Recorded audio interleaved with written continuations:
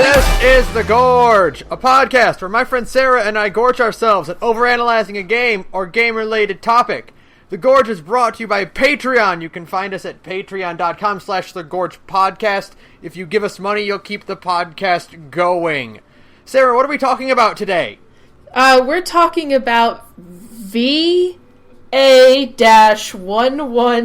HAL-A, a cyberpunk bartending adventure, also known as Valhalla. Yes, because it'll be tricky if we have to keep saying VA-11 space Vals-A. A cyberpunk bartending adventure. Basically, a visual novel, which, yeah, like I knew it was a visual novel, but it is literally just a visual novel, and that's fine. I love visual novels. I don't think you've played as many as me, if this is not your first. I mean, unless you count the Phoenix Wright series as a visual novel, which I don't. They're more adventure puzzle games. They're adventure games, like old-fashioned adventure games, just with a unique twist on them. So this is the first visual novel I've played that isn't a gimmick, like Doki Doki Literature Club. Okay, yeah, well, yeah, I did think about DDLC, but DDLC is really short and isn't like I mean, it's like, yeah, okay. It's a gimmick. Like, it's not a true visual novel because it doesn't really have multiple endings the way... I mean, like, it has one perfect end, but that's it. Yeah. And this game has a few extra endings. So some different things going on, as you... Really minor. It's not like a real visual novel, which is, like a lot. And I've played, plenty of visual novels, not like a ton, like some people, but, I have a bad habit for otome games, so it's my pathetic, shameful hobby is otome games. So I've played a few, and it doesn't have nearly the variety that a real visual novel has, but it's still fun and charming and has a nice aesthetic. So we're talking about it. It's interesting because like it's not quite like you said, not like a visual novel where it's like you have different routes going on and. Like, Jill is hardly the star of the show. No, yeah. Like, most visual novels, like, you are the protagonist, and you are making choices for a character that's meant to represent you, but, like... Right. This is way more just, like, a bunch of half-connected vignettes that are just, like, presented to you.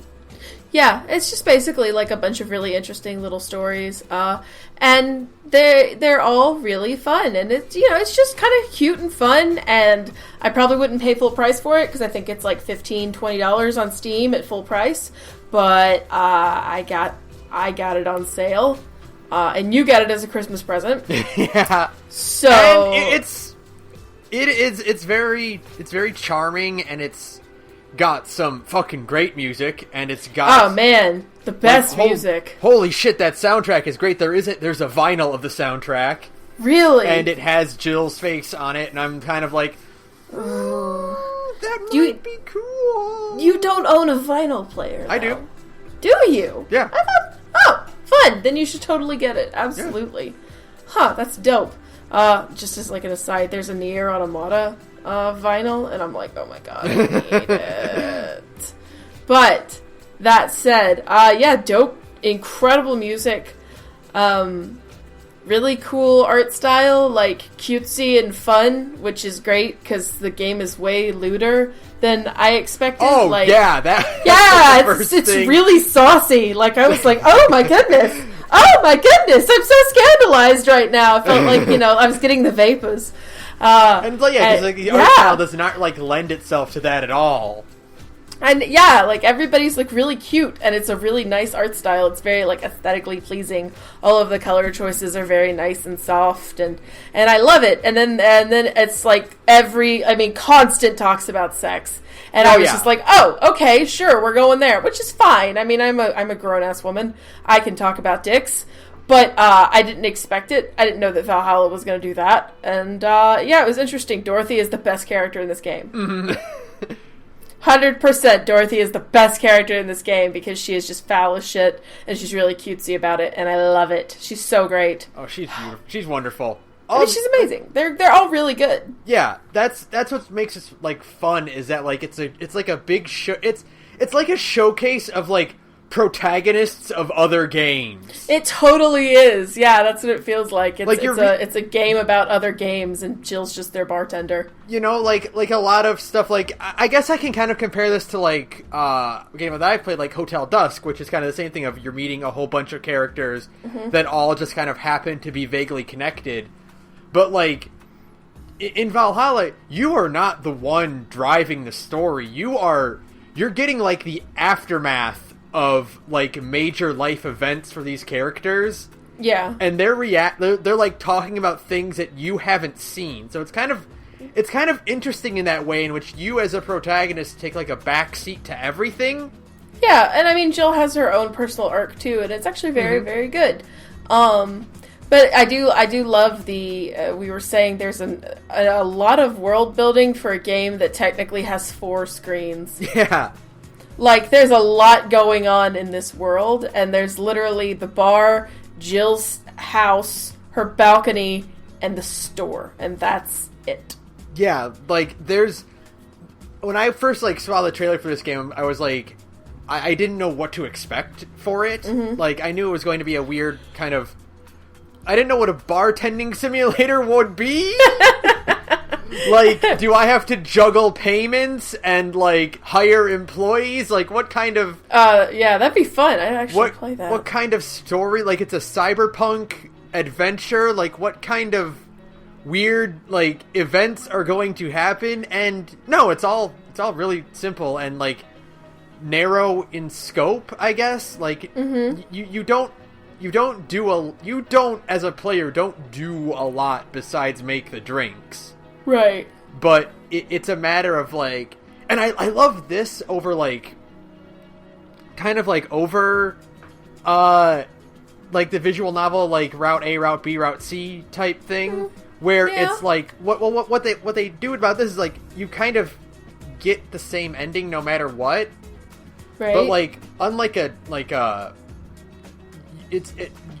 Telltale game, sort of, I guess. Like... Instead of, like, here is the choice, and this is the deciding factor. It's like the way you mix a drink. Like, a lot of characters will order drinks where you can add as much alcohol as you want, and you can get them more or less drunk as a result, and they'll say different things. If you mix a certain drink on a certain day, someone new might show up. So, like, I love choice in games where, like, what you're actually choosing isn't quite clear. Right, and it feels more like a natural, like, response to, like, what you as a player are doing. So like Undertale. I feel like Undertale has become like my Dark Souls as, like, a shitty game reviewer. Instead of, like, it's like the Dark Souls of blank. I'm like, it's like the Undertale of blank. You know what I mean? Yeah, but even Undertale, like, has much more impactful decisions in it, where this game is just kind of like, you're just kind of getting, like, alternate dialogue that might give you a bit more perspective onto this character, or a different kind of perspective on this character. Right, yeah. And that's neat. It's all very, it's almost a Zen game if the things that were being talked about weren't so heavy at times. I would call it a Zen game because the music and the atmosphere and the characters kind of coming and going and the conversations and the very simple nature of the drink mixing game. If you took out some of the more, like, emotional punchy moments, then it would just basically be like a game you play and you just kind of chill out and have a drink or 2 or 20. It's kind of like a game where I'm like, I wish it was either shorter or way longer.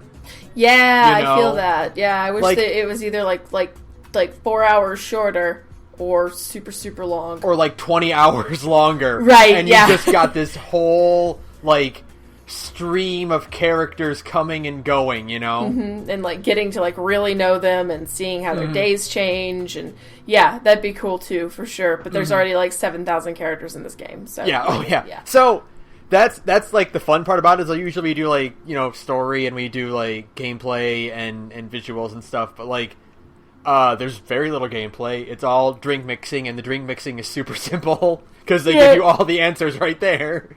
Yeah, it's really easy, except for like the occasional time when somebody quizzes you on like a drink. Yeah. But even then, like, if you've been paying attention at all, then you can remember it, and it's fine. And they very rarely ever, like, except for I think Donovan and I think a few other situations, like no one ever really like is like, what's my favorite drink?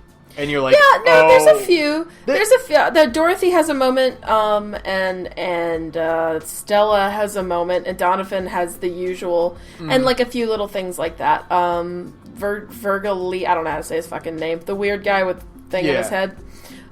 He quizzes you on drinks, and you know, little things like that, which is interesting. But for the most part, it's like, oh, I want something sweet, and you can just click on the sweet tab and make whatever they want. Like, give them the most expensive drink because you need to pay them bills. Right. You gotta pay bills and make rent. Now, I will say that like all these drinks, I'm like, they look really good. That's because they have excellent. All of the coloring on them makes them so beautiful, and like the gradients and stuff. You're like, that looks delicious because it's pretty. I want like, you know, when we were first starting to play this, I was like, you know, there's all those like barcades and stuff popping up, and like they always do like dumb Final Fantasy drinks, right? Like, hey, here's your menu. Yeah, just make a menu of Valhalla drinks. Here's a game that gives you a menu. Yeah, I don't know what their like equivalents, like the different ingredients in the games. I don't know what their equivalents are. There's a few like brantinis or martinis, so there's like a vodka drink and stuff like that. But I don't know what all of the 1-to-1 ratio stuff is, which is interesting. But yeah, no, I would drink a lot of those. I would drink a Cobalt Velvet and a Sunshine Cloud and like a Piano Woman for sure. Like those descriptions they give sometimes, I'm like, oh, that sounds. What would I do? What could I do to make that? How would I? Yeah, the Sunshine Cloud is one that's supposed to have like a chocolatey caramel taste. Like, it's supposed to be, like, kind of bitter, but also have, like, a chocolate caramel undertone. And I'm like, that sounds really good. I'm like, what if I, like, dark chocolate and it'd be like a coffee drink, because it's supposed to be bitter. Yeah, it'd be like an alcoholic coffee. Kahlua and something. Like, yeah, like, you could... Fuck. Okay, but no. Yeah, like, that sounds really good. Yeah, so, like, and that's... I love the game encourages you right at the start, like, hey, this is a bartending game, so go get a drink and get comfortable. Yeah, unless you're me and you just get totally hammered one night playing it and leave a bunch of incomprehensible notes in our Google Drive, and yeah, none of them make any damn sense. So Sarah did like a final push to get to the end. Right, because I'm a bad student and I'm always doing my homework way later than the you. Day of. The day of. Nothing ever changes. But, like, so she decided to get hammered, and you saw that on her Twitter account. And yeah. She was texting me, like, what's it show? And I'm like, all right, let me look at my keyboard and try to figure out what she meant. I really did think that I was being more, like not to share drunk stories, but whatever. Where is that one? I texted a friend, not just you. Oh, I said, I'm serious, we should go drink at Grumbizoon. And I was like, okay, I'm going to bed now. And when I typed that out, I thought, I'm making total sense right now. And then I checked my text the next morning, and I was like, oh, never mind. I don't make any goddamn sense at all. This is fine. So there's a ton of notes in our Google Docs, and I might post like some screenshots of them on my Twitter. So, you know, you can get an idea. But for real, yeah. It was fun. It's fun, though. It was fun. I was miserable the next day, but that's the whole point of the game, so it's fine. Anyways, yeah. So for the most part, like, it's all character discussion. Like, it's all there is really to it. Yeah, and I have more to say about, like, some than others. Like, yeah, because there's obviously some characters that show up way more than others. Like, there's a character that shows up literally one day, and that's all you get from them. That's it. Yeah. Yeah. So, boo. Yeah. But, so I got this order. Like, it's not like in any particular order. I just kind of went down the Wikipedia page for this game. Right. And just wrote down everyone's name, so there's no real big order. That's fine. But we should start with Jill, because she is the main character. Yeah.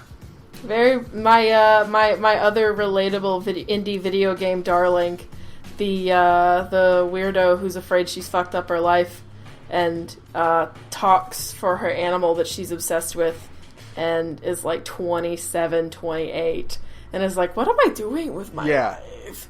Yeah, it's great. Very relatable.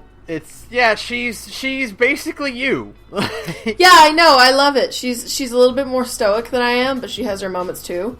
And I'm like, oh, thanks. Perfect. I'm so glad. Between May from Night in the Woods and Jill from Valhalla, I'm getting a very good idea of what kind of a person I am. And I'm like, oh no. Yeah, like, she has, like, moments where, like, it gets real in a very, like, specific way, and I'm like, oh, shit.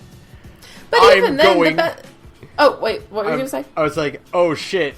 I'm going through that right now. Yeah, well, the best part is that even when things get kind of heavy, it never gets, like, too self-serious. Like, when Jill's really down on herself, she's still kind of funny about it. And I'm like, thank God. I can't take any more games that make me cry right now. Yeah.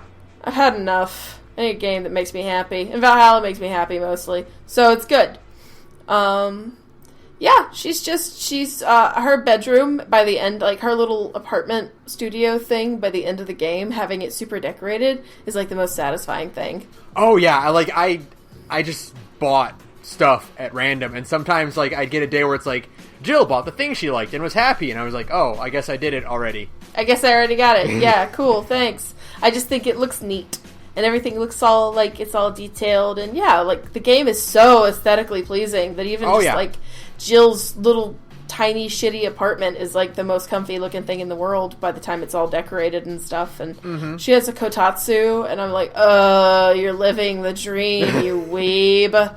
I want a kotatsu, but those things are like $300. She can buy just an assortment of game cartridges that don't work, and I'm like, oh, that's me. That's you. Perfect. I buy cartridges at random sometimes. Just because they're there. Yep. Yeah, no. I just want a kotatsu, especially with how cold it's been lately. Man, I'd love to have a kotatsu. They look so cozy. But, yeah, she talks for the sake of her cat, and I love it. I didn't realize that at first. Because, like, dogs talk in this game. That's true. There are actual talking dogs in this game. And I was like, okay, well, I guess 4 is just a talking cat that Jill is friends with. And then, like... No. Dana comes over, and Jill talks for 4, and she's like, oh my god, that's the cutest thing I've ever seen in my life. Oh my god, I know. Oh my god, it's amazing. And it's very relatable, because I always talk for the dogs when I'm home alone. And I'm like, if anybody saw me right now, they'd be so ashamed to know me. and yeah, she's interesting. It's always fun to actually get to see her face, because you see it so rarely. The bit where her and Alma switch places is like my favorite part of the whole game. Oh, that's real good. It's so good, and it's really cute, and I love it. Yeah, it's, she's just, I'm gonna say this a lot, but everybody has really good character designs, and even Jill's is really, really strong. Oh, yeah. Oh, and the title screen with Jill on it is, like, the best. I don't know, my it's God, so dramatic. So good? It's so beautiful, right? Oh!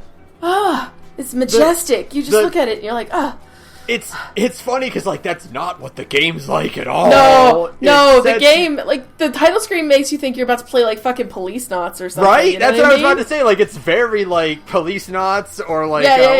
What was the other one he did? Kojima? Oh, jeez.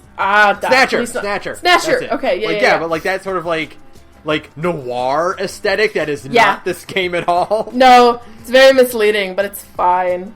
But yeah, I mean, they're fine. I mean, like, you know, the thing is that I don't have, like, a ton to say about every character because I like them, but they're not, they didn't grab me as much as maybe other games characters did, but Jill is fine. You know, she's fun. She's cute. Like, that whole idea of just, like, the, you know, kind of like May, where she kind of had her moment where she kind of, like, broke down and ran.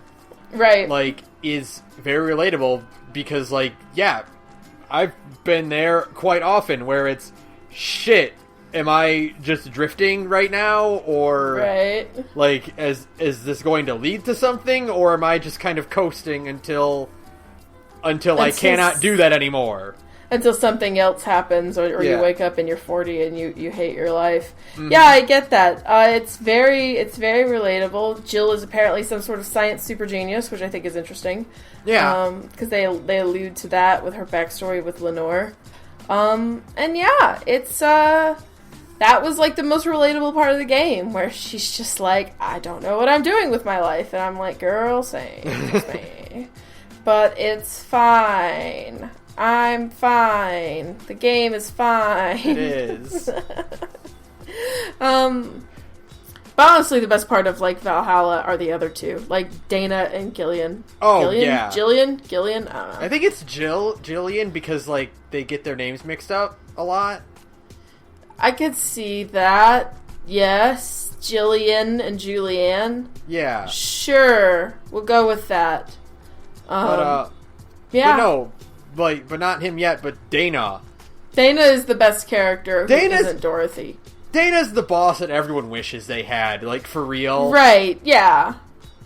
Like, the boss where, like, they pay you well enough and, like, they're willing to lie to people about you for your sake. They give you spare pocket change at the end of the night. Like, Dana will just give Jill extra money at the end of the night, because why not? And I'm like, man, I want to live that dream. Right? You know? Like, please give me money.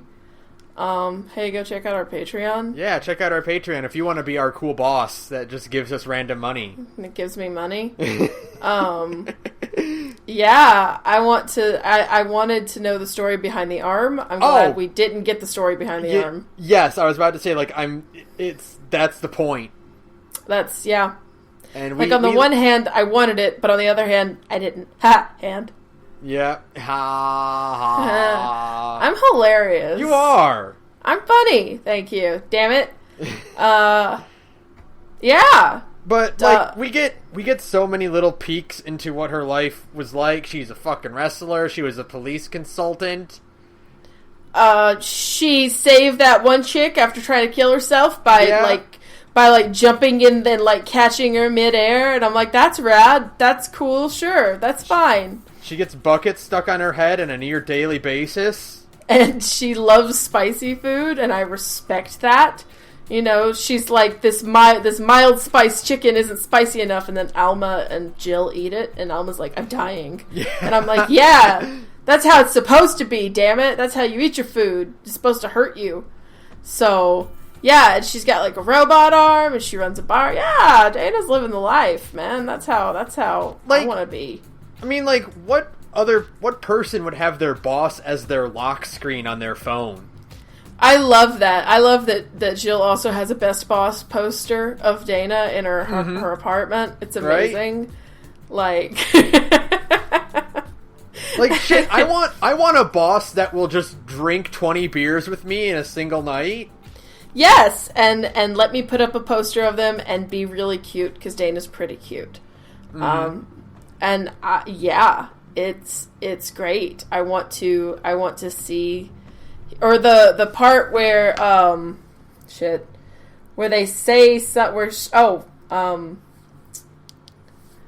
where Jill brings 4 to the bar and she's like, I brought my cat, and then you hear Dana go, did I hear that Yasunori Kato is in this bar? Like, she's about to kick down the door and start fighting somebody. Right? And it's like, no, it's just a cat. It's just a cat. It's a cat. A cat. Please. Oh, and please marry Jill. It's obvious that Jill's, like, in love with Dana. Oh, yeah. They're going somewhere together at the end of the game. They're going on vacation somewhere? They're going on vacation together somewhere without Jill or Gillian or whatever the fuck his name is. And so, like, they're going to, like, a romantic date to Panama, and I'm like, right? Maybe like, just get together. It's fine. Because Alma isn't available, so you might as well date the badass robot arm lady instead. Yeah, and then, what What was I else I was about to say about her? Shit, I lost it. Oh no. Fuck. Find it! Quickly! Think! God damn it. I'll probably think of it, like, when we're getting to, like, the minor characters. At the very end, it'll be like, I remember! Mm-hmm. Or you can just text me at 2 a.m. Yeah. You're like, I remember now! And then I'll make have a to tweet thread about it. You just have to tweet about it, because I'll be like, don't fucking text me at 2 a.m. while I'm sleeping. Yeah, and then speaking of the other one is Jillian, that guy, John, or whatever, who was Heart, yeah. Fuckboy, they call him that a lot. Fuckboy all the time. They call him Fuckboy and John, and oh my god, so many different names for him, and it's great. Mm-hmm. He's like a criminal, right? Like, no, I think he might just be like a weird dude. I don't know. I mean, like, he committed a big crime, and like that's why Dana found him on the street, like, sobbing in regret. Like, he did a big illegal. He did a very crime. He did a very, very crime. And I would like, again, it's like I really want to know, but I'm glad I didn't find out. Like, you know what I mean? Because, like, it's implied that Donovan recognizes him from Tiananmen Square. Yeah! That, like, was that the Tiananmen Square? Or no! Was that, like, it's Tiananmen Square hinted 2, that, like, Electric Boogaloo. Gil is older than he looks, like, in a certain conversation. Yeah. And he's like best friends with Jamie, who's like he kills people for a living, as Jill puts it at one point. And he's like, and he just disappeared for like a whole weekend. Dana's once, like, that happens. Just like bye. And it's like, okay, sure, but still worried. And yeah, it's interesting. Yeah, I wanted to see the girl he fucked at the end of the game, too. They kept mentioning... That was the weirdest thing. Yeah, it drives me crazy. I expected, like, it to be a character that we saw earlier.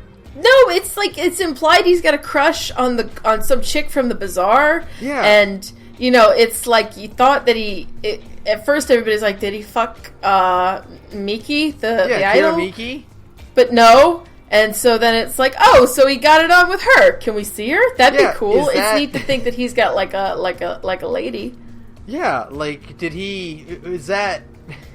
Like, that's what I mean, like, I want this game to be either, like, a week less or, like, 2 months longer. Just keep going until the bar shuts down. Let me work till the last possible day. Right? Damn it. I'd never say that about my actual job, but you know... But that, like, fits in with the whole, like, we're not seeing everyone's story. We're getting the aftermath of the story. I know. Gil got fucking laid, and everyone can see it. But we, as the audience, don't get to know jack shit about it. Yeah, and he won't even, I guess because he's like a secretive dude. So he's not going to tell you everything. But, like, damn, bring her to the New Year's party or something, dude. Right? I'm dying. Right? You know? Like, just something. Whatever. I need deets, man. I need deets. I need to know, because I'm deeply invested in all of your lives, okay? I'm your bartender, and you need to tell me everything. God damn it. Oh, well, he's probably some kind of fucking terrorist or whatever. It's fine. I like that he can't actually leave Glitch City. He's just kind of like... It's like the only place he can keep his secret fucking identity up. And, like, everybody is working to help keep Gil. So he's gotta be, like, some sort of crazy like killer man, murder man. Well, Dana, he's got a fake identity. He's taking on the name. Yeah! Like, he's got the employee records of the guy who fucking threw himself off a roof with the flight potion. Like, the floating potion or whatever. Yeah. Anti-gravity, whatever the fuck it was. Yeah. Which is, again, another story I wanted more details on, but it's fine, I guess. That's what Valhalla is about. This game feels like a sequel. Really. It does! Oh, man! It totally does. And I was gonna play, like, you know, in the start screen, there's a prologue that's about the weekend with the dogs. And I was going to play that, but I ran out of time. So maybe I'll talk about that on Twitter when I actually play it. Yeah. But the point is that, like, it feels like a weird sequel thing. Where I'm like, okay, stuff just kind of... Well, I guess that kind of makes sense. because it's supposed to be like a little slice of all these people's lives. So they're not going to explain a thing that everybody already knows. Yeah, I think that's what makes this kind of really interesting, and it's kind of like, if you're going into this expecting like a satisfying conclusion to a story, like, you're not going to get that. Jill's plotline doesn't start until like 2/3 of the game in. Yeah. For one thing. It just kind of happens. This is just a bunch of quick vignettes about a huge herd of characters. About a bunch of people with a lot of fucking issues, and you're just kind of there for the ride, and it's fine. You are not going to resolve all of these issues. You're not going to resolve barely any of these issues, but you're going to be pretty invested by the time you're done. Yeah, they're all at least interesting, so you're still, like, you're with it the whole time, and that's nice, that's nice. So, yeah. What's next? Who's next? Donovan is next. Donovan's an asshole. He's just J. Jonah Jameson. He's like a worse Jonah Jameson. Yeah, he's just an asshole. He's just like the fucking worst guy. I'm like, whatever. I'm glad. When I saw him for the last time, I was like, good, bye. Yeah. I don't miss you. Leave me alone. Go. You're gross. I hate you. So yeah, he's gone. At first, it's like, oh, he's just like this weird, boisterous like guy, and I'm sure he's got asshole guy. Sure he's got like some nice moments about him. No, he's a piece of shit. He's just a piece of shit from start to finish. Big, loud asshole. He talks about titties, and he harasses Mickey, and you know, it's like, fine, whatever. You're just a big, gross asshole. Whatever. I'm done with you. It's like that Seinfeld quote where they're like, maybe there's more to Newman than meets the eye. And Jerry's like, no, there's less. Yeah, that's it. The only thing that I thought was interesting was the fact that he's like, I cheat on my wife all the time, and she cheats on me. And I'm like, all right, that's fair. Sure. All right. As long as you're both... as long as you're both fine with it, then whatever. You do you, homie. As long as it's an agreed-upon situation, I guess that's cool. Cool. You do you. But whatever. I don't care about Donovan. I do care about who's next, so I'd much rather talk about her. Yes, Say. Say is my waifu. Say is my giant one-eyeball, so muscular, carry me. I wrote in the notes, and this was when I was like really starting to like feel all of the vodka I had put away. And so my notes are, Say is my wife, she's so buff, take me to Valhalla, no, wait, take me to your Nirvana in your giant arms. She's big. She buff, and I love it. She's got big, strong arms, and she could hold me, and yeah, she's my waifu, for sure. She felt way more like the actual protagonist, because you see a lot of her. Yeah, I'd play a game with Say, for sure. She sounds like badass. I want that point-and-click adventure game. Mm-hmm. Where it's her trying to escape the bank? That'd be rad. That's a fucking puzzle game I want to get into. Yeah, that'd be radical. Because that's what I mean, like, you know, we only get the aftermath, like, oh yeah, the bank was on lockdown for like 3 days, and then it was over. And there were like 100 dead people inside the bank when it was all said and done. That's a story. That's a fucking game in of itself, right then and there. That is a fucking adventure game to like break down into like a 30-hour game. Yeah, it's just like a real-time escape the bank kind of situation. But I guess not. I guess we only get like half the story, which is the point. And, I was like really afraid they were going to kill Say off at some point, though. I was like, don't do it. Please don't do it, Kate. Yeah, because she's too good. They start lynching the White Knights and everything. Yeah. That was like, that's when it's like, oh, this is fucking a heavy game. Oh, no, the game got too real. Oh, no. It's like, oh, yeah, cyberpunk. That usually means bad times. Right, everything sucks. It's cyberpunk. That's like the whole point of the genre. Shit, I forgot. I was having fun making drinks. Yeah. Yeah. And then you even realize, like, oh yeah, these drinks are made of, like, powders. Yeah, because, like, real alcohol is too expensive now. Yeah. And, like, they can't even, like, finding, like, real beer is, like, super hard. Oh, right, it's like a cyberpunk hellhole thing. I forgot. Damn. As an aside, this is like totally unrelated to Say, but whatever. I love that the 4chan equivalent in this game is populated entirely by women. That's cool. Like, it's like the funniest thing ever, because as soon as a dude logs on, they're like, oh my god, it's a boy! And like, I'm like, yes! That's the best part, is that they act exactly the same.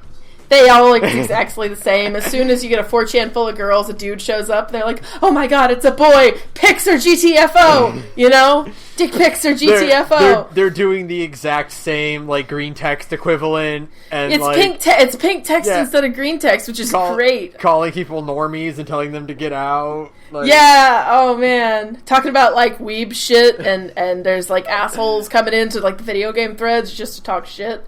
And you're like, oh my god. It's just 4chan all over again. It's perfect. It's if you want to deal with 4chan, but you don't want to deal with 4chan, just play Valhalla. You can kind of get that same feeling. It's it's a 4chan simulator. Yes! It's a 4chan simulator. That's what we're going to call it. But no, like, Say's whole deal, like, being, this paladin type, and yeah, she's like nice and helpful and stuff. And she's so sweet, and she's like constantly risking her life to save people, and then she gets fucking wrecked. Yeah, and she's like covered in bandages, and like her eye gets all fucked up, and like she can't go back to her old job of being a white knight because they've been disbanded, and you're like, oh no, that's really sad. Oh, and, like, her and Stella, like, having the whole bodyguard and princess dynamic going on. I know. I'm such a sucker for it. I'm like, are they gonna get together? Because I'm actually a 14-year-old girl when I play this game. I'm like, it's so cliche, but I love it. I love it. It's fine. No, it's great. It's great. Mm-hmm. Because I mean, like, they have they're a whole, both like, cute. They have a whole, like, childhood thing going on. Yeah, they're like childhood friends, and Say is like the poor girl, and Stella is like the rich girl, and they're obviously in love, and you should just get together, and where the only thing I could really, like, say genuinely disappointed me about Valhalla is the fact that they don't get an ending slide. Yeah. There's, like, no ending slide for Say and Stella, and I'm like, man, that kind of sucks. Because, I mean, like, they were, like, major recurring characters. They get one with, what's his name? Virgilio? Yeah, Virgilio. But, yeah. If you get all of Virgilio's drinks, Virgilio, I think it's Virgilio, because he's pretentious. Oh, right. Yeah, if you get his ending, they show up in that one because they're connected to him. Okay, well that's fair then, but I don't care about him. I care about them. I wanted them to get their own ending slide because they're cute.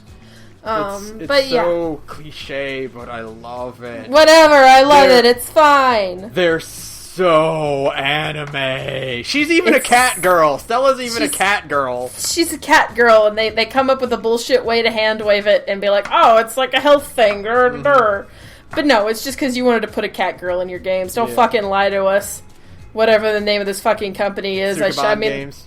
No, Sukeban is just the publisher. Oh. The developer is something else, but it doesn't matter. Sukeban is actually, I think, the ones who put out the Steam version of Yume Nikki, the Dream Diary game. Oh. That just came out, like, last week for free. Like, Yume Nikki is Yume Nikki, and everybody knows what it is, right? Yeah. But it finally got a Steam release, like, for free. I downloaded it, and I don't know what I'm doing with it yet, so I'll get back to you. But Sukeban is the ones who put it on Steam, I think. Okay.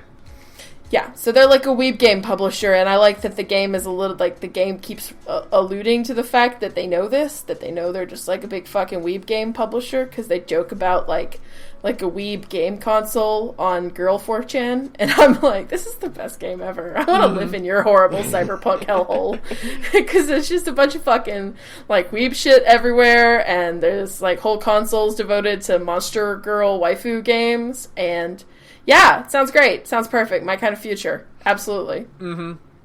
Yeah. But that said, I guess we don't have to talk about Stella there either, because we just covered her with the... Well, we can just fold into her real quick, too, because, like... Right. I mean, she's got the most anime design. Well, no, I guess Dorothy's more anime than Stella. I don't know. Stella has drill hair. Yeah, but Dorothy's a little girl. Yeah... I don't know. And she's also a robot. She's like a robot sex little girl thing. Yeah, alright, I'll give you that one. Dorothy, I mean, but then Stella. It's very close, because Stella also has a robot eye. Mm-hmm. And, you know, cat ears and poofy drill hair, but, like... And she's got big fucking drill hair pigtails, yeah. Mm-hmm. And she's... I do like that, like, whenever Stella shows up and Say's not there, she's like, where is Say? Yeah. And, like... Yeah, they're like a duo. Even Jill is kind of like, hey, why are only you here? Why are you alone? This is weird. And then she's usually like, oh yeah, Say's showing up later. Yeah, she'll be here eventually. It's great, yeah. I was kind of bummed that in the last, like, week of the game, like, in the last few days of the game, as it's kind of building up to the, New Year's party, you don't actually see Say, I don't think. For, like, the last 3 or 4 days. I think if you do... Like, yeah, well, no, you're right. She doesn't really show up. Mm-hmm. Yeah, like, in... her last the last conversation with Stella, she doesn't show up there, and I was like, oh, that's kind of sad, but okay. Boo! Bring me back my my buff blue haired waifu game. Yeah. But yeah. She has a cool design too. I mean, like that's the thing, is that everybody has like a really cool design in this game, and I'm just like, for a while I thought maybe because I'm like fucking blind and I need some glasses, as I've said before. But for a while, I thought her hair was, like, a part of, like, armor. So I thought she was part of the White Knight I can suit. see that, though, because, like, she wears a lot of red, and her hair I'm... is red, and it kind of, like, blends together a little bit if you're not quite looking at it. Like, I thought she was wearing, the first time I saw her, before, like, my eyes kind of focused, I thought she was wearing, like pauldrons and 40K stuff. giant armor. But... Yeah, I thought she was, like, big fat, and she's got, like, the robot eye and stuff, you know what I mean? No, she's just a rich lady. She's got that glam going on. Fine. That glamour. Mm-hmm. Yeah, she's very sparkly. Yeah. And lots of hair. Lots of drill hair. I like that the game even says that it's drill hair. Like, they know. There's they know. no getting they know around it. Like, so. I love that Valhalla, like, mentions, like, the stuff that most other, like, visual novels would just kind of have. You know? Yeah, they would just kind of... They wouldn't necessarily acknowledge it. They just kind of roll with it, you know? But no, Valhalla knows like, what when you see drill hair, you're kind of just, like... In reality, you're just thinking of it as, like, elegant pigtails. You know? No, it's drill hair. You know, it's kind of like when you see a character with, like, an old character with, like, blue hair, you just kind of auto-correct it to white. Right. It's like that, but, like, no, like, Jill's like, why does she have crazy drills for hair? Why is she like that? Why is she like this? So, yeah, it's great. It's great. Mm-hmm. Valhalla knows what it's fucking about, is the point. Yep. So, next. Next is one of my favorite characters because I'm that kind of guy. I like Jamie a lot. You would. Like I said, Jamie's another one of those, like, protagonists of another game. Yeah, he's off having, like, crazy fucking killing dude adventures, you know? He's Adam Jensen. He's just Jensen. He's just a big, buff, 90s Adam Jensen. Like, he's Jensen, like... if he was in the first Deus Ex game. Like, if Adam Jensen was in, like, a side-scrolling beat-em-up, he'd be Jamie. Yeah, that tracks, for sure. He seems so nice, but I like the part when Jill is just really blatantly like, you kill people for a living. Like, she's not dancing around it at all. Yeah, like, hey, so what's really it like funny. just, like, taking a life? Like, killing people for money, and he's like, can you not be so rude about it? But no, sorry, dude, he's that's like, what you hey, do. this is my job, and I'm proud of my work. Your work where you kill people. Please, ma'am, I'm a professional. This is just what I do, alright?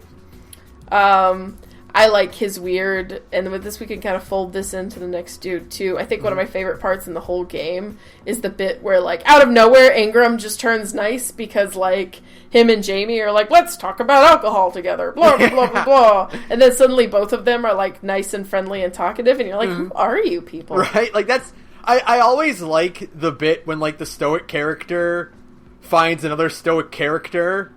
and they connect over something. Right. And then suddenly they're both just like just chatting it up, and you feel like you're just kind of on the outside looking into this conversation. Like, what the fuck is going on here?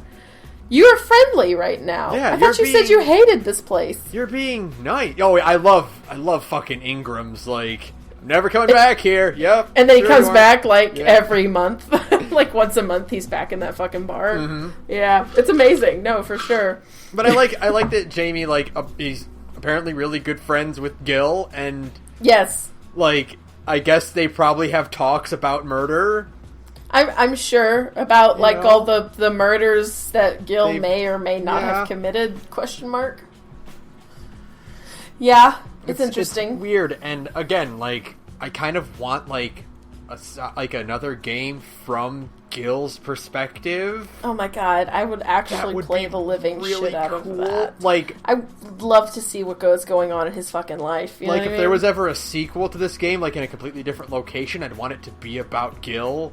Yes, please. That would be dope as hell. That would be awesome. Again, not really a lot of answers. I just want to see more of them.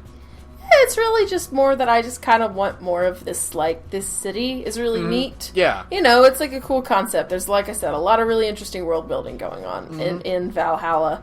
So, yeah, it's a game I would like to see more of. And there's that game you were telling me about that's like a sequel, but not. Yeah, well, it's like a prequel because, it has the character that shows up near the end that is Dana's friend from the police force. Oh, yeah, okay. Yeah, she is in that other game, and I can't remember the name of it. There's apparently a handful of cameo characters too. I only got one of them, but okay, there's a handful of 3 cameo characters from that game that you can get as bonus guests if you give a specific drink on a certain day. Huh? Okay. It's an off menu drink, so you have to kind of make it yourself. Right. Or look it up, which is what I did, but... Right. Because I was looking okay, well, what do I make for this character on this day? I'm just going to look it up to make sure I don't screw it up. And it's right. I don't know what that drink is. What? That's not on the menu. That's interesting. Okay. Yeah. I'll look into that, because again, I literally just finished it 2 hours ago. Yeah, and you don't get a lot. It's just hey, they show up and they talk and they mention some things that probably happened in their game. Right, and then they leave, and it's weird because it's by a completely different publisher and stuff, so it's weird. I don't even think Sukuban Games did the publishing for it. I think did they not? So maybe it's just that the writers for this game and that game are friends. Maybe it's probably something like that. Okay, but I'm gonna look it up, and I'm probably gonna tweet about it, so I get the name in there. Right, so that we don't just fuck it up. Yeah. Yeah, but no, I also aside from that, I wish Ingram showed up more, because I thought he was going to, because he's one of the first characters you meet, and he has he drops a pretty interesting story right away, and then just doesn't really show up much after that. Yeah, he's just kind of like an asshole who just is kind of an asshole who hires Dorothy to be his daughter once a year. Yeah, and it's implied that he murdered the guy who killed his real daughter. Yeah, that's interesting. There's again, there are these whole stories that you just don't get all of the information about. I guess it's the point of the game. Yeah, it's interesting. I like it. But I would have liked for him to show up more, because I like that he's not like Donovan. Donovan is just an irredeemable asshole. Ingram is a fun asshole. Ingram's he's an asshole, but you can tell he's more of a defensive asshole, and that he's just instead of scum. Yeah, instead of being a huge dick, he's just he's got a lot of walls up. Yeah, and you're oh, that sounds interesting. I want to see what's going on back there. I guess not. Because it's you mentioned, he hires Dorothy to be his daughter, and Dorothy mentions that without name dropping Ingram. Mm-hmm. And so it's oh god, what kind of fucking weirdo just hires a sex robot, Lilim, to be his daughter? What's going on there? And it's oh, it's probably sad. Okay. Oh, no. Damn. I have a better idea of what the story is now. Now I'm sad again. No, damn. I can't laugh at this. It's fine. I'll find a way. Mm-hmm. But yeah, no. But who's Ingram's next? got a really great design. Ingram does have a nice design. That's kind of the reason I'm bummed he doesn't show up more, is because he looks good. He's got a nice sleek look going on. He's got a thing around his neck. like his head's been like stitched on or like something? a BJ Blazkowicz like thing going on with him. Like, what's going on there, buddy? Did you just like replace your everything? I don't know. I'm really curious about that too. So, yeah, just stuff you never get to learn about people because that's what life is, I guess. Right. All right, next. All right, next is a character that we really, really don't learn a lot about, and that is Kim. Oh. Kim is a character I am like nothing about. I'm just like, your story is interesting. All right, bye. I mean, like, you know, it's one of those weird things where, like, again, like Ingram, where it's like, oh, you find Kim, like, unconscious, and Dana brings in this girl, and it's like, in my mind, where I'm like, I know story conventions, this girl will be, like, the mysterious girl, right? No. Like, she's gonna be, like, the weird amnesia girl that kind of, like, lives at the bar or moves in with Dana, and, like, the story will be about her. No, she passed out. No, she just passed out because she tried to kill herself, and Dana saved her from jumping off, like, a bridge or something, and that's the whole story. Okay. And she works with Donovan and has a crappy job, and then she quits. And then she quits. Job. And, like, cool. Yeah. So she's a nervous little wreck, and you have to pour drinks down her throat to calm her down. Yeah. And, like, you know, she's funny and cute, but that's kind of it. That's it. I'm looking at the wiki now. She's only in 3 days of the entire game. Really? Yeah. Oh, okay. That makes sense. Yeah, she's, like, barely there, and she isn't quite as, like, I think Ingram is only in the game, like, 3 times, but I don't know. In it 3 or 4, but, like, he's way more memorable because, again, he has really great design, for one thing. And he's like an asshole instead of just kind of like a nervous person, so whatever, it's fine. But now we can talk about your favorite character. Dorothy is the best character in the game! And Dorothy is the best, she's super cute, and she's like really gross, and I love her. There's so many, like... Dorothy gets so much more play than, like, everyone else. Like, there's such a huge push for Dorothy. Dorothy and Alma, man. They're like Dorothy, Alma.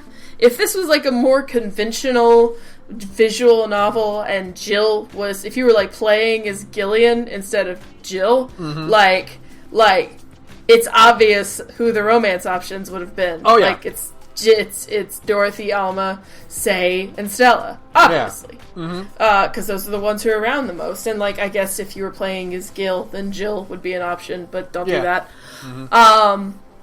But the point is that Dorothy gets a lot of play, and she's just amazing. She just is super gross, and she talks about weird shit all the time, and her and Streaming Chan have a great moment where they both just run off into the night. They have, like... the most uncomfortable the game will ever be. It's amazing, though. They're like, here, let's just talk about lewd shit all the time. And I'm like, this is awesome. I love it. I got to that part, and I'm like, oh, boy. I didn't know I was afraid of this exact thing happening. This is the worst possible scenario. I love it. I think it's great. Because, like, yeah, Dorothy is just, like, fun. She comes in, she has, like, a fucking, like, existential crisis. It's great. She's always talking about, like, the weird upgrades she gets. Yeah. Like, her... At one point, she's like, I bit my tongue. I didn't want to use the spare tongue already. Yeah. I'm like, you're vile. I love you. She replaces her fingers with guns, and... Yeah. And I think is it Jamie who's like, you can't do that? Oh, no, it's Ingram. Isn't it Ingram? No, it's Alma. Alma's... Oh, yeah, it's Alma. No. Alma mentions the gun thing. I think Say is the one who's like, it's illegal. That's right, but then she doesn't write her up. She's yeah. Because that's, like, really nice of Say to not, like, arrest her for that. Yeah, but I think Alma is the one who's like, you could find, there's like a way to make that sneakier, I think. Yeah. And Dorothy is, like, really, really attracted to the idea of being hacked because she's just vile. Which is, like, the funniest thing ever. The funniest scene in the game, where she's maybe? like, Alma, if you just say hacking words into a microphone, like, every Lilim is just, like, sploosh. It's such an untapped market. Just say dirty hacking words into a mic. and make tons of money. It's like I was telling you, it's like Dorothy watching, like, CSI, and it's like where they get to the part where, like, they have to find the video game hacker man. Yeah. And, like, to her, it's just, like, cheap porno. Yeah, it's like really bad cheap like, porno. Yeah, they're like, we've got to get into the mainframes, and she's like, oh, they're faking it. Oh, they're wearing too much makeup. That's so lame. I prefer amateur stuff. It's just a video of some script kiddie on 4chan trying to like fish somebody's account details, trying to get into like a banking system. Yeah. Oh, do it dirtier. Catfish the hell out of that asshole. I don't know. Dorothy is the best character in the game, okay? Oh, she's great. Her existential crisis is super relatable, and she has a full character arc. She has a full character arc. She goes from being like Slutty McSlutterson, and then she's like, oh god, is anything real? Am I real? Are you real? And then Jill's like, calm the hell down, please. Yeah. And then she comes back and she's like, I did some research about my body, and for some reason that made me feel like I was actually here in the world. And I'm like, oh, that's nice. And Dana hires her to just hug Jill for an entire night. Oh, it's so great. And then it turns out that, like, Dorothy basically did it for free because Dorothy loves Jill. Because Dorothy is the best character in the game. Did I mention that? She's the best character in the game. That was so, like, great and perfect for both Dana and Dorothy to be like, yeah, I hired her to just hold on to you the whole night. Just hug you. Yep. So there's just a tiny robot clinging to Jill while she's apparently, walking home. according to Jill, that Dorothy, Lilim are very warm, and I'm like, oh, that sounds nice. Yeah. I want a cute robot waifu. But like like even Dorothy's great because like she's also a great world builder because of her nature of being a Lilim and like discussing AI and all that. Yeah, no, it's great. You know, you get a lot of really cool info dumps about what Lilim are, and yeah, it's super interesting. The whole game, like the whole adoption program that they go through. Yeah, you have to spend time with like a parent until you've reached maturity. Yeah, and that's then awesome. you can upgrade to an older body, like as your mind matures, as your AI develops, like you upgrade to different bodies, and it's like that's fucking really interesting and cool. Very interesting and incredibly cool, and yeah, there's, like I said, there's a lot of very cool world building going on in Valhalla that I wasn't expecting. I was like, it's like a cyberpunk bartender game. I guess we're just gonna have some like neon lights and shit and some robot people. No, you get like a whole backstory about the world and explanations and the evil Zaibatsu Corp. Yeah, the Zaibatsu Corp. Where I'm just like, Pat, no! You became the evil! That's one of those things where, like, I forget that Zaibatsu is an actual word that is, like, that has a definition. Wooly, I trusted you! like, I'm playing Yakuza 0 and, like, they mention the Zaibatsu and I'm like, oh, that's right. That's a term for a thing that exists in the actual life. No. Oh man, but no, there's like just a ton of really good world building in this game, and Dorothy is a great source for it. And yeah, Dorothy is the best character in the game. Fuck you, fight me. She's great. Next, I'm glad she showed up every day. The next character, I am. The next character is Alma, who is like the second best character in the game. Yeah, it's Dorothy, and then as Dana calls her affectionately, Titty Hacker. Mm-hmm. And that's true. I mean, I think I even call her Titty Hacker in my notes. Yep, that's right there. Yep. Yeah. And I mean, like, she's not wrong. She's not wrong. Alma's super hot, and I was like, I spent the whole game rooting for Jill to get that booty instead. I mean, like, I know that she's kind of like canonically in love with the boss, but I was like, but look at Alma, she's beautiful. But I Alma know she's tragically straight. Yeah, but even then, like, Alma keeps kind of throwing herself out there anyway. I know! Stop teasing me! She's like, Let me love you! She's like, hey, do you want to have a sleepover? And I'm like, what do you mean by that? What does that mean, Alma? I would sleep over with you, yes. And then it cuts to her and Gabby braiding her hair, right. Jill's hair. And I'm like, damn it! Not that kind of a sleepover. And then, if Dorothy's, the world-building character, Alma's got, the fucking personal story. Yeah, she has a good, just her and, her family and her sisters and all of her attempts to find romance. That's all, really good, you know? It's relatable. And she's just, she's, the one character that kind of really manages to get under Jill's skin and makes her open up more as a person, and so all of their interactions and dynamics are really fun. Yeah, because she talks a lot about family troubles, and that's kind of what Jill's going through too. Right. And having a sister that is wasting her life and flitting about and sabotaging other people's lives with her own misery. And Jill's this sounds vaguely familiar. Who do I know that is going through this exact thing? But less in terrible sleeping around on your husband way. Yeah. Yeah, no. But it's, I think my favorite part of that whole thing is just Alma and Jill's interactions together. It's just really good.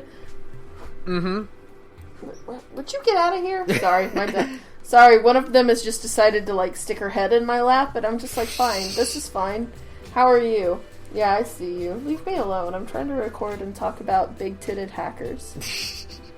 Is that cool? Also, I like that Alma had her hand, replaced voluntarily. There's no tragic backstory to it. She's just I don't want to get carpal tunnel syndrome. Yeah, she just wants a cool robot hand. And again... Yeah, I would replace every single part of my body with cool robot parts if I could. Are you kidding me? I'd put my brain in a robot body. Yeah, for sure. Absolutely. In a minute. It's really cool. Not for any, transhumanism bullshit. I just think robots are cool. Robots are cool, and I don't people bodies are kind of annoying, and robot bodies are radical. I mean, what if you ended up looking like Adam Jensen? Your whole life would be better. You would be drowning in pussy. It's why do you want a robot body so that you can evolve to the next level? It's no. Robot limb cool. Robot arm cool. You can have gun fingers. Yeah. It's cool. Come on. And I don't have to get carpal tunnel, which is also a nice bonus. It's relatable, and she has a cool her fingers can act as a cursor for her glasses, and I'm that's a neat little touch. Yeah, I love it. I honestly would have expected that she got the hand that's the Ghost in the Shell Bridge Bunny hands, you know? Yeah. Where they just fold out into a million fingers. Yes! Oh man! She Oh, yeah, the best part about Alma, we mentioned it earlier, but it deserves to be mentioned again, is the bit where she does the bartending. Yeah, where she takes over, where she hacks the bartending system. And then you get Jill being the patron. And Alma's the one making drinks, and it's the best part of the game. It's just it's a nice, I didn't expect it. You know? Yeah, it's a cool little shift in you know perspective. Yeah, perspective and UI transfer. Yeah, the little glitch effect was cool, and I was oh, this just happened. Neat. And then, there's Jill on the other side of the bar, and it's a real perspective shift, and you're oh, I have to see this from, somebody else's, shoes for once. It was a nice moment. It actually does, a lot more than you'd expect for, giving you a better perspective of Jill when you are not, her. Yeah, when you can't, hear her inner monologue, you get an idea of that she really is kind of, a very quiet, secretive person. And that's really interesting, yeah. It's a lot like in Phoenix Wright, in Apollo Justice, how Nick is, really stoic and, calm. And then, a badass. And then you think about it where it's no, that's just because we can't hear his thoughts right now. Right, exactly. I have no idea what's going on in his head. And that's what makes it cool, and that's such a neat little one-time thing that happens. Yeah, there's a lot of little one-off segments in the game that never come back, and that's kind of neat. I don't know if you ever got where someone actually took Jill's invite up to go smoke in the alleyway. And, like, I've gotten a few where, like, they'll come sit with you in the alley, but nobody smokes with her. That's what I mean. Like, and you get, like, a fucking Metal Gear Solid codec. Yes, oh my god, yes. Yeah, like, those are cool little things, and those are optional. Like, if you don't give someone the right drink, they'll say, no, I'm good, I'm just gonna hang out here. Huh, okay, I didn't know that. That's neat. Mm-hmm. That is neat. There's a lot more choice and stuff going on than I realized. That's like what I mentioned in the beginning, where it's like, there's way more choice than you think, and that's why I like this, because you're making decisions and the game is taking them into account without, like, alerting you of what you did. Yeah, it just feels more organic that way. Mm-hmm. That's neat. That is very interesting. Cool. I did not know that. Huh. But speaking of Metal Gear Solid codecs, let's talk about Rad Shiba and Nacho. Nacho, his big boss, who is fucking. Nacho is just big boss as a dog. That's it. Making outer heaven for dogs. It's just outer heaven for dogs. That's all it is. Hey, speaking of dogs, my other one decided to join us. Hi. We're talking about you now. Yes. Just a bunch of fucking talking dogs, and Dana hires a dog and like doesn't really hire a dog because it's implied she's not paying him. Yeah, I love the moments where Jill just spends like an inordinate amount of time like wondering like, what the fuck is this dog doing here? Yeah. Like, are we really paying him? Do dogs need money? They're being funded by Nacho, but so does he need this job? Yeah, no, it's amazing. How do they know Dana? What is going on? And like in the meantime, extended sequences. And there's like this whole conversation going on without her. Yeah. Because she's too busy thinking about like, why dog? Why? Mm-hmm. Why? Rad Shiba is great, but Nacho is just big boss. I would have loved to see more Nacho. I did. You only get like one scene with Nacho, and I'm like, no, come back! I want more of this dog. I want to see more of the dog. I was sad that after they introduced Rad Shiba, that he wasn't like a thing every single day. There were days where Rad Shiba doesn't show up, and I'm like, where is the dog? I don't care about this game if there isn't a dog in it at all times. You see, this game also proves the hypothesis, which is put a dog in your game and it'll be better. Absolutely.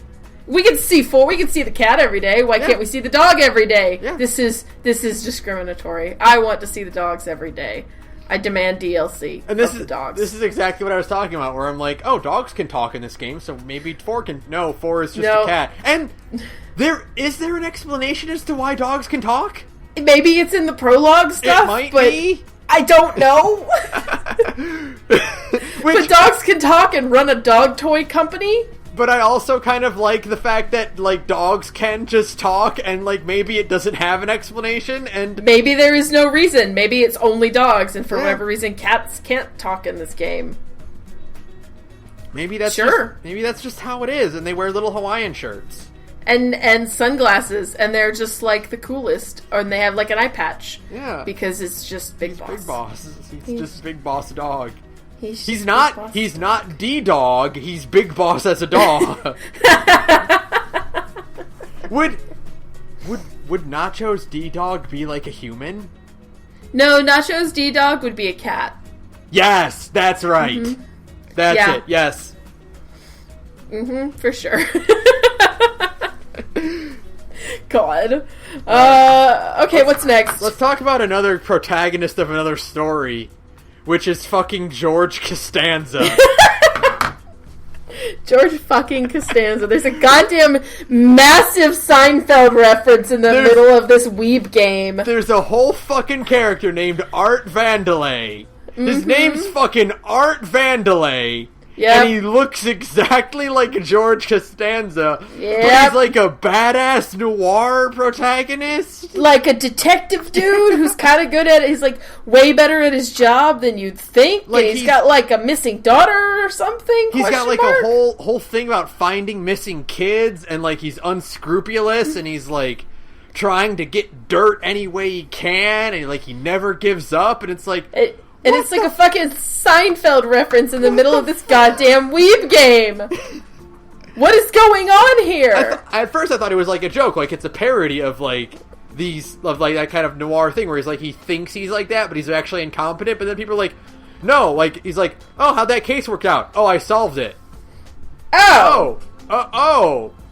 You're actually good at this. You actually know how to do this. Oh, okay. And it's just fucking George Costanza. It's just George Jason Costanza. Alexander. I'm losing to a bird. I can't do a Jason Alexander voice. I apologize. Who's next? I'm embarrassing myself. Streaming Chan is next. Oh no. I loved that, like, fucking Nico chat logs show up on the screen. Yes. When Streaming Chan takes over, when she hacks your fucking jukebox. Yes. Oh, she's such a weirdo pervert. She's just a weird pervert lady thing, and the best part of the game is, again, when her and Dorothy run off into the night to get into trouble, and you're like, oh no, this is the pair that doesn't need to happen. Oh no. That's some premium content. Yeah, that's, that's the future of cam girls right there. Yeah. Here's my VR. She's like, here's my VR model, and this game came out like 2 years ago, and now I'm like, oh no, they do. It's real. Oh god, the future sucks. Oh shit, we're living in a cyberpunk dystopia right now. Oh no, the give up machines are real. Shit, the future sucks. Oh no. Yeah. Oh my god. Alright, who's next? Next is someone who's way more wholesome. She is good. Kira Miki is fun. Kira, she's sweet. She only shows up twice in the whole game. I know. I'm like, come back. I thought she was going to be like a whole major character because, again, like, she's set up as to be one. And then, like, because, like, you get her blog. Like, you meet her and you install her blog on your phone. I guess because she is, like, an actual superstar, she can't just hang out in, like, a dirty, gross bar all the time. So the way they make her still a character is to let you read her blog. But still, she's cute. Her design is pretty, and she's, like, an actual nice person. Isn't that nice? It's like they could have gone the easy route and made the idol, like, a huge bitch. But no, she's nice. It's really nice. Like, she's a great character. Like, again, like, hero of another story. Like, fucking... She has a whole life that we don't get anything on. Yeah, she kind of drops out of nowhere that she's, like, dating her manager, and they kind of just decided to do it one day, because why not? And it's like it wasn't even, like, a big thing. It's not even, like, a creepy way, either. It's just like, oh, they really like each other, they get along well, so, alright. Let's go for it. We're dating now. Alright, cool. Yeah. And she's just... She's good. She has a cute design. I wish you could hear, like... You get one of her songs. I wish you could get more of her songs. Or that it had actual lyrics, but I guess they had to keep up with the MIDI-style music. But yeah, no. Next. Fucking the weirdest character in the game, Virgilio. Oh, God. I have, like, nothing to say about this character beyond, like... I mean, the reveal is really good for him.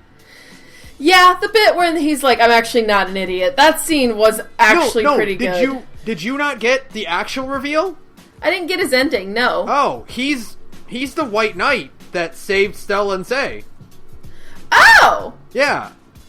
Oh, that's nice. Yeah, cool. He's the one that, like, that protected them when they were kids and killed his partner. Oh, that is nice then. Good for him. He's like an actual interesting guy. Like, the reason that he's still in the fucking city is because he acts like a weirdo and draws attention because that way no one pays attention to him. Yeah, that makes sense. Huh. Cool. I knew that he was like, I mean, I got the bit where he's like, no, I'm actually not an idiot. I'm just, like, this is just an act. Like, I got that bit, but I didn't get his ending. That's cool. Cool. Oh, yeah, it's like, that really helped out, like, a lot. Because, like, yeah, again, I'm like, this fucking guy is ordering drinks that are, like, abstract concepts. Yeah, I need 17, and I'm like, my idiot self was like, do you mean, like, the 17th drink on the list? That's what I did, too. Yeah, and I was wrong. I think the answer for that one is 17 ingredients. Yeah, so that's the drink that's 4 of everything, I think, or something. Mm-hmm. No, that's for purity. Like when he wants like a pure drink. Yeah, he wants the Zen Star. Mm-hmm. And then there's also the one where he's like, I want something fake. Yeah, and he wants the frothy. Yeah, he wants the frothy water. Mm-hmm. Yeah. No, it's any drink that has 7, as long as you make it with 17 ingredients. Yeah. So like any drink that's like optional. Well, there's Karmatrine. There's the one that's like it's 1 ingredient and then optional Karmatrine. Yeah. And you can just fill it the fuck up. Yeah, and so you could get it to 17 that way. But I didn't know that, so I gave him the 17th. I gave him the 17th drink on the list, and I was wrong. So whatever. That's like the only day I got something wrong. Yeah, that and like one other day, I think, because I guessed wrong on what somebody wanted. They were like being sneaky about it, and I didn't get the flawless bonus. And I was like, whatever, fuck you. Yeah, game. It's one of those things where it's like, eventually I'm going to It's like this game has a lot of replay value because there's so many different options, but it's one of those things where like, I don't remember what I did to know to do something different now. Yeah. Like, what did I do in this time? Did I fill this up with Karmatrine? I don't remember. Everybody's getting sugar rushes next playthrough. Everybody! Yeah. But Virgilio has Virgilio. Whatever, blah, blah. That guy. Virgin Airlines. Forehead question. Yeah. That guy. That's... Sure. Next. He's a weirdo. Next is, I wish... Another duo that I wish showed up more, which is Betty and Deal. Betty and Deal are great, and they only have, what, like 3 days? 3 or 4 days. They show up, like, near the end way more. Yeah, and I wish they would show up more because I think they have a really fun dynamic. Mm-hmm. And yeah, I wanted, again, to know what happened with him and this girl that's like, I have a huge crush on you! Yeah! I wanted to see the resolution of that. We didn't get much of that. And, like, what I really wanted, this is kind of weird to say, but, like, I wanted them to get in a fight. Yeah. And, like, I wanted that to be their character arc, which is, like, because you get the idea right away that they're, like, always together, you know? Right. So I wanted, like, that weird moment where, like, they show up separately, and Jill has to deal with how awkward that is. I wanted that. Yeah, but I guess we already had enough, like, actual character arcs going on with, like, Say and Stella and Alma and Dorothy. So they're like, we'll just have Betty and Deal hang out every now and then. Mm-hmm. But I did at least want to see some kind of resolution with him and that chick, even if it was just like, it didn't work out. I just wanted to know, you know? You don't leave me hanging, bro. I'm your bartender. This is like the primo thing you tell me about, you know? Right? Let Betty and Deal get an ending. Let everybody in this game get an ending scrane. Can we get some like resolution DLC where just kind of like we did, like, it's like 15 minutes of screen caps of like what happened? Like the fucking end of like an 80s college movie where it just like shows where everyone went afterward. Yeah, absolutely. Like, give me that. Just give me more updates about everything, please. I just want to know what happens to everybody. I'm dying here.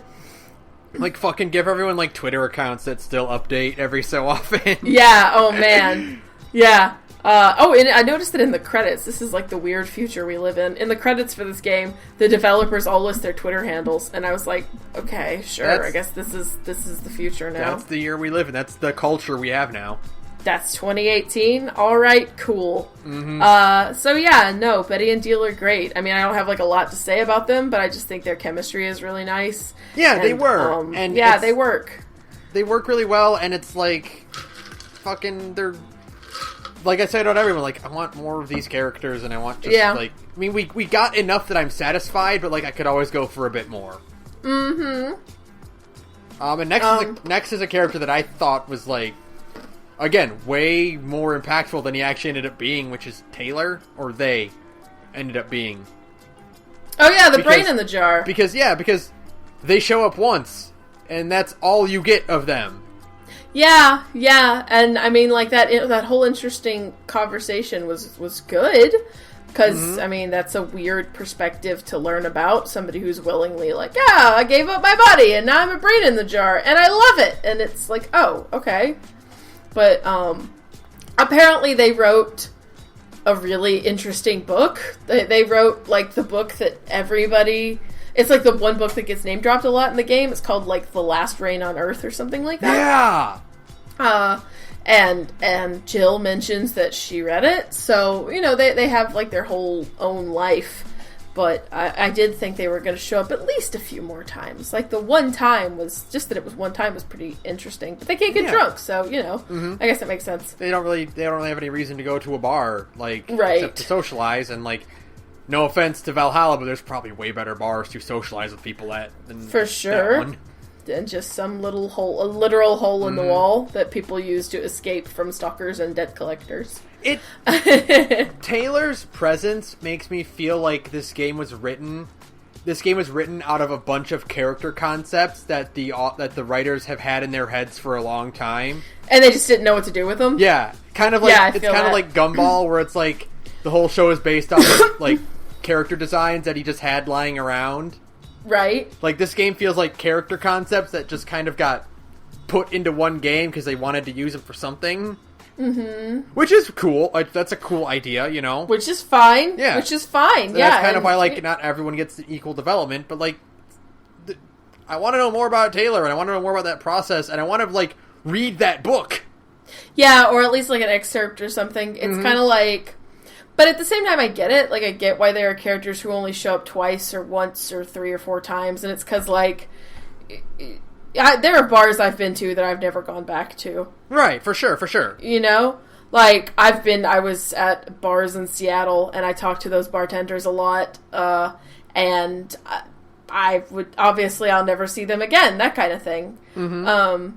So that's kind of a pretty realistic idea of how... like, that life would be, where people... Sometimes you see people a lot, and sometimes they kind of come in and out of your life, and that's it. They're just kind of gone. And I think that's an interesting perspective to approach something. Too. And, yeah. And so, you know, like, it's kind of like, on the one hand, obviously it works thematically for why Taylor didn't show up more. But on the other hand... It was really interesting, and I want to know more. Because there's just a lot of really cool stuff going on. There's no other character like them in the game, so, like... Yeah. You know... Yeah, it's just... Yeah.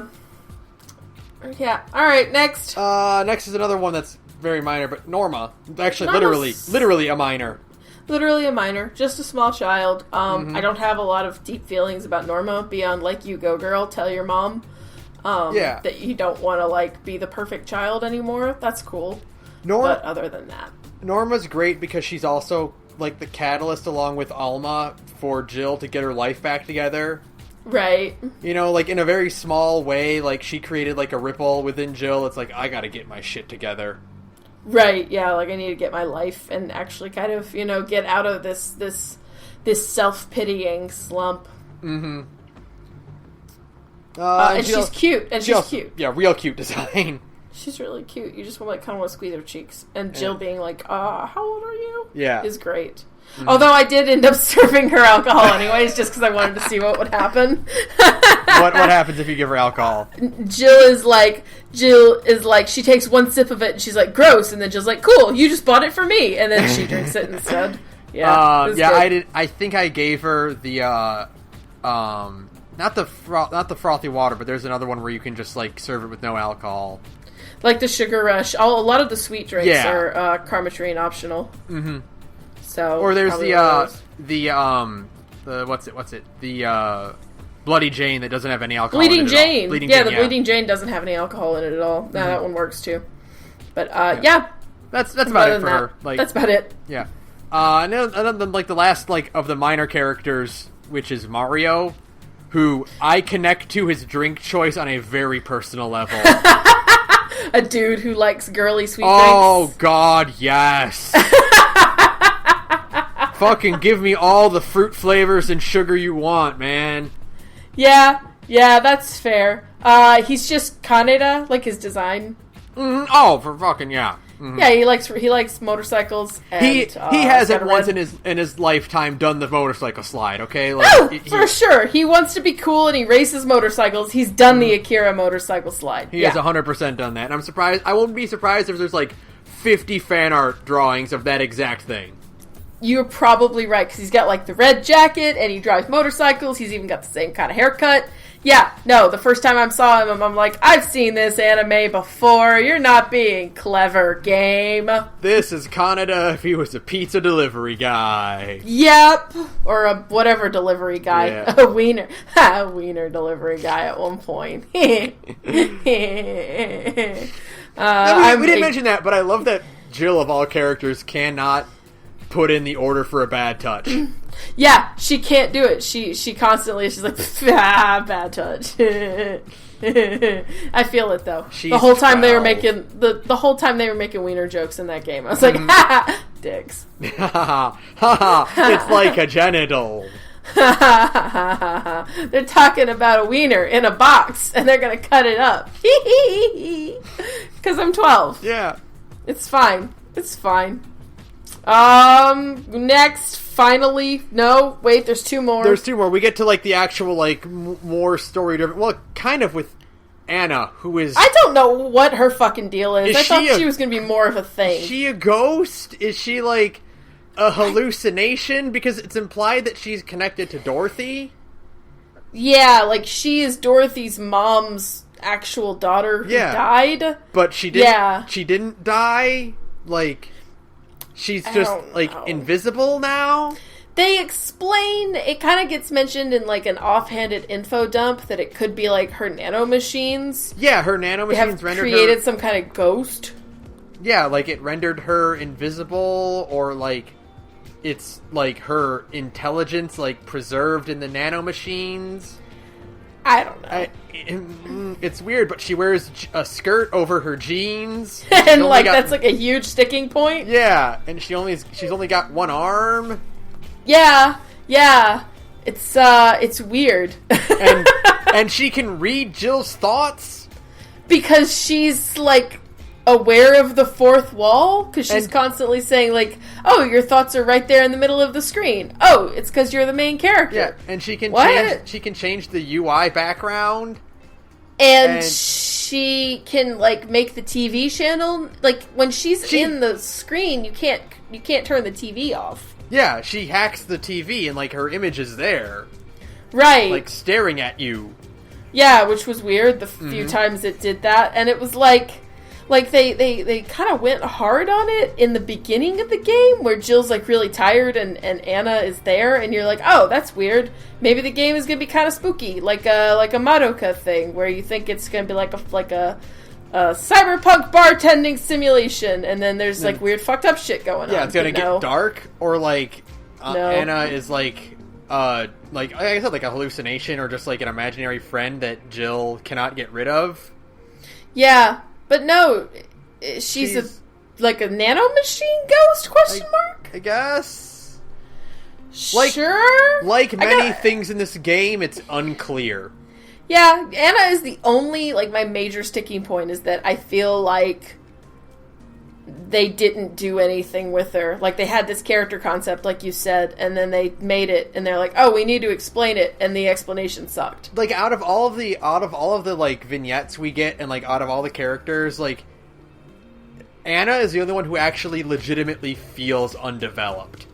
Yeah, like, unfinished. Like it's this not is like, actually not good. it's not like, oh man, I wish we could have gotten a better look into their lives. It's, they did not explain Anna well enough. They didn't. They ran out of time. Yeah. And they're like, shit, just come up with an explanation. Just do it. Anna feels like an unfinished character because what we got is like a nothing, really, ultimately. Yeah. Like, why is she so fixated on Jill? I guess because of Dorothy? So does she hang around Dorothy? I mean, I think it's also because Jill's the only one who can see her. But why? Yeah, that's the part that's never explained, is why can Jill see her? And it's just because she's the main character, so then why is Anna, like, genre savvy? I don't know. It just felt like a wasted potential in a game full of otherwise pretty developed storylines and concepts, you know? Yeah, for sure. So, like, it was like, oh, you were going to do a spooky thing. Oh, I guess not. And then you forget about her for a really long time, because the beginning of the game is like, oh, there's a spooky thing going on. Never mind. And then you go about your day, and then other things become more important, and then Anna pops up, and you're like, oh man, it's the spooky, weird AI ghost girl. And then she's just like a nothing. That was weird. I don't know. I don't like her story. It's whatever. So, finally. Finally, there's only one more character that actually shows up, because I don't really have a whole lot of notes for Lenore herself, and she's not actually in the game. Yeah, no. But her sister, Gabby, is. And that was a rough moment. Like, I had to, stop playing for a little bit. Really? After Gabby's first encounter. Huh. Well, because that's, the first moment that actually got real for Jill. Yeah. You know? Yeah. I guess I get that. The whole game is about other characters, and then suddenly Jill actually has a moment where I'm like, I have to pause for a moment and, take care of this situation here. Right. It's definitely, the beginning of kind of the emotional part of the game, but I don't know. It was nice, but it didn't really, do anything. It didn't really, hit me in any way. I was just kind of oh, that's kind of sad. And then I kind of was just like, Jill's sad. Okay. I don't know. It didn't really, strike me. No, I feel that. Way. I feel that. I guess because it's, in my head, I'm like, it's been 3 years, you know? Yeah. I don't know. I guess it's because they were so close. They were together for, a long time. I don't know. It just didn't do anything for me. But it was, the ending is really cute, so it's fine. And there's also that whole thing of, she always kept meaning to to apologize and, finally work it out. And it's when she's finally starting to build up the nerve to do so, it's oh, nope. Well, nope, you don't get that chance now. No. Yeah. I thought Gabby was lying at first. She technically did kind of lie, because at one point she said that as soon as Jill left, Lenore started having chest pains, and then she's like, actually, no, I made that up. Yeah, no, that's why I thought she was, lying about Lenore being dead. Yeah. She's like, yeah. I don't want you to try to contact my family, so Lenore's dead. Lenore is Leave dead. me alone. Yeah. Right. But no, she's just, actually dead. Yeah, she's like, okay, well, we don't get that reunion. Oh. Yeah, I guess it's kind of how to deal with the whole, you don't get that emotional satisfaction of resolving those feelings. And that's kind of tragic, but... Yeah. But they have I don't know. They have a really nice scene at the end. The ending scene is nice, and the change in the title screen was cute. Yes, I liked that a lot. And the bit with her and Alma braiding Jill's hair, I thought that was really cute. I was like, that's nice. Yeah, it's always not. I like that. Jill offers to be Gabby's big sister. Because they were so close. After when her and Lenore were dating, and then it's they want to continue that, and that's really sweet. That's nice. Yeah, that part was really good, where it was just kind of you mean more to me than just being my ex-girlfriend's sister. I actually saw you as a sister as well. Yeah. That was a nice kind of emotional moment. And, it was cute. It was good to kind of see Jill be a more responsible kind of character. And that was it's the culmination of all this character development. Look at that. Like a whole character arc. How nice. You know what I mean? Like a conclusion but Gabby... happened. Yeah, it's a conclusion and an emotional core for the story. And that's good. But Gabby herself, I was just kind of oh, that's a little sad. And then, I don't know. It didn't really strike me too deeply.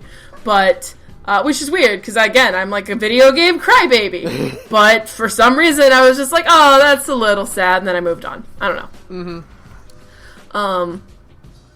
Yeah, I don't know. Maybe it's because I've just been I've Well, probably because you've been hit so hard by other moments. If you had played Valhalla a year ago, maybe it would have probably gotten you better. But you're I've been through Nier. I've been through Nier, and it's the end of Act 2 of Tales of Berseria. And I think part of it is also not to get too real, but I've had that thing where I was just nope, I'm done, and I just cut somebody out of my life, and unlike Jill, I didn't regret it one fucking bit. There was no regrets at all, and attempts to post chopping that out, like that person out, like any attempts to reconcile afterwards, I just felt like dirty. Like I was like, oh, why am I still talking to you? You were like a terrible person to me. So like maybe I just didn't understand. You're like, can't relate. That can't relate. I don't understand that regret, because like if somebody yeah, and when you get the whole story of kind of Jill and Lenore's like fall apart, like I really was more on Jill's side. I was too. Like, yeah, for sure. like it's not your life to live. You can't do that. You can't do that to someone. You cannot accept a job for someone. Right, yeah, like that's not your life to like live. So in my head, I guess I was like projecting my own stuff onto that, where I was like, man, I ended a long ass friendship for just because I was realizing like, man, this is a really shitty toxic situation. I should get out of it. And I've never felt any regret about it whatsoever. Mm-hmm. So like maybe in that case I just can't like wrap my head around that level of regret. Maybe I don't know. Yeah, because to me, I'm just like, no, that sounds healthy to me. Mm-hmm. But I don't know. Maybe that's just me. Yeah. But the ending was nice, and Gabby is cute, and it was nice to see Jill kind of step into the shoes of adult responsibility finally. Yeah. You know? It was... Yeah. This game, like, and I like getting all the vignettes at the end for every character, like, you... Mm-hmm. Like, if you got their full deal, like, you got a little bit about their story, like, and where it led and stuff. Right. And I don't know if everyone has one, but because I only got like a couple. Not everyone. Just like some of the more major ones. Mm-hmm. And Kira Miki gets one, but it's like a little small one. Right. But getting hers is really hard. You have to buy that tea some point early in the game. I was reading that. I was like, fuck that. Right? No. Nobody would know how to do that like automatically. Mm-hmm. So yeah. But no, it's a very interesting little game, and it was interesting. It's one of those games where like it's hard to recommend because it's so different. It's, even if you're like a visual novel fan, I don't even know if I would recommend. Like, yeah, I think I could. I would recommend it to people who just want something a little bit like more slow paced and more just character focused. More than a visual novel, even. I think like this is a lot like reading a book. Yeah, it's really more of a book because, like, unlike a visual novel, which can have, like, in the case of, say, Fate Stay Night, which has, like, 50 different bad endings, it has, like, 55 very specific bad ends. This is more reading a book because the main story is never going to really change that much unless you just fuck up one point. Yeah, the core beats are not going to change. It's just a matter of how the characters develop and grow and what information you get out of them. Right, yeah. So it really is more of a book with a drink mixing mini game, which is weird. But the soundtrack's fucking stellar, the art's really cool, and I'm really invested in this world, and I'm going to look at that other game now. I know, right? And like go read everything on the wiki. Yeah, wiki dive and like find all the stuff I missed about them. Right. Yeah, it's interesting. It's definitely an interesting little game, and it was definitely worth the few hours that were put into it. Yeah. It's kind of like the ideal Indie Week game, because it's like a weird, kind of different from normal video games game, and it was cheapish, and it was just a few fun little hours, and it was an interesting concept. Yeah, for sure. Ideal Indie Week. Mm-hmm. So, yeah. Really fun. So, yeah, I guess that'll do it for us. Sweet. We actually came in sub 2 hours. I'm so proud of us. So thanks to Broke for Free for use of background music. You can find us on Twitter at The Gorge Podcast. You can email us at thegorgepodcast@gmail.com.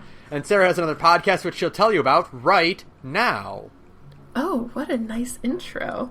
Hey, I'm in another podcast. It's called Big Gay Nerds. It's an LGBT live play tabletop podcast where me and a bunch of friends get together and we play different types of systems, like tabletop systems. Right now we are still playing Blades in the Dark.